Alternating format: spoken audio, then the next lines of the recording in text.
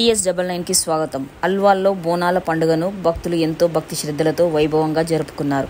ఆదివారం ఉదయం నుంచి మహిళలు పెద్ద సంఖ్యలో క్యూ లైన్లలో నిలబడి బోనాలు సమర్పించేందుకు ఆలయాలకు తరలివచ్చారు. పోచమ్మ ఆలయం వద్ద భక్తుల రద్దీ భారీగా కనిపించింది.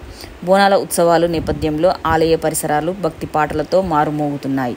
భక్తులు అమ్మవారికి బోనాలు సమర్పించి మొక్కులు చెల్లించుకున్నారు. ఈ సందర్భంగా ఆలయ అధ్యక్షులు హనుమంతరాజు అమ్మవారికి బియ్యం సమర్పించి ప్రత్యేక పూజలు చేశారు. ఈ కార్యక్రమంలో జ్ఞానేశ్వర్, కృష్ణ, విష్ణు, నాగరాజు, వీరేశం మరియు ఆలయ కమిటీ సభ్యులు పాల్గొన్నారు.